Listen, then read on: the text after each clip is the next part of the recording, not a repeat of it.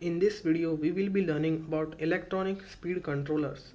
So as the name suggests, electronic speed controller controls the speed of the motor. So this here is an ESC. You will be needing one ESC per motor. Therefore, in case of a quadcopter, you will need 4 ESCs of this type. The very first thing you should see while selecting an ESC is the maximum current supported by that ESC. So from the motor spec sheet, you will know how much is the maximum current that the motor needs, and from that you will select a particular ESC supporting that much current, because the motor draws that current through the ESC.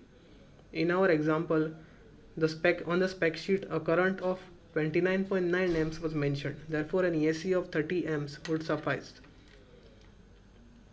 The ESC actually has two current ratings, one for continuous current and other for burst current. Continuous current means the current it can handle continuously and safely, while burst current means the current it can handle for a short amount of time. So burst current tends to be higher than the continuous current rating. Sometimes it can happen that while performing sudden maneuvers, like for example the drone is going in a straight line but suddenly you decide to brake.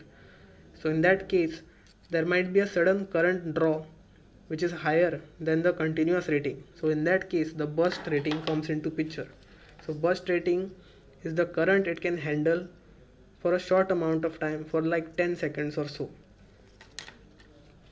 The current rating of an ESC should usually be 20%, at least 20% higher than what you need. You should also look at the voltage supported by the ESC. ESC is just like motors, can handle a particular amount of voltage. So if you give a higher voltage to the particular ESC which does not support that much voltage, you can eventually burn the ESC. Let us talk about the wire connections of the ESC. 3 wires of the ESC go to the 3 wires of the motors, and you can connect them in any particular order, it does not matter.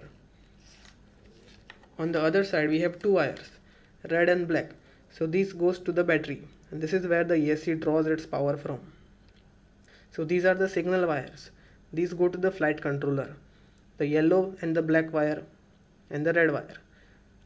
So yellow wire is the signal wire which goes to the flight controller, and on that wire the flight controller will send speed signals which then the ESC translates into how fast the motor should spin. So there is something called as a BEC, that is battery eliminate circuit, which is present in this ESC. Therefore it has another red wire, which means it can supply a small amount of voltage and current to some other sensor or an LED or the flight controller itself. If the ESC does not have this particular BEC feature, then you will have to find another way to power up the flight controller, maybe using something called as a power module, which lowers the battery voltage and provides a plug to connect it to the flight controller. So let us take an example of how to select an ESC. The maximum current drawn by the motors, let us say it is X amperes. Then the ESC should have a current rating of X plus 20% amps for safety.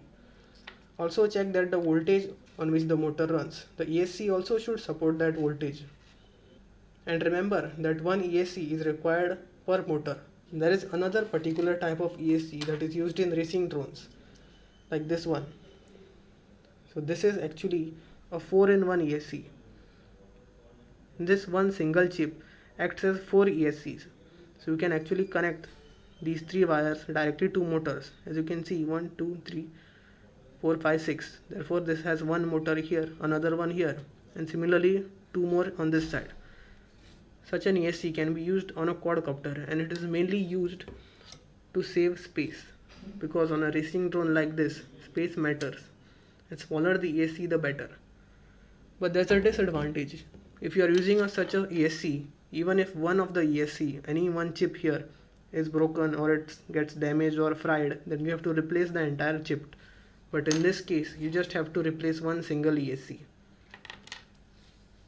So that is it about ESCs in this video. In the next video we will be learning about lithium polymer batteries.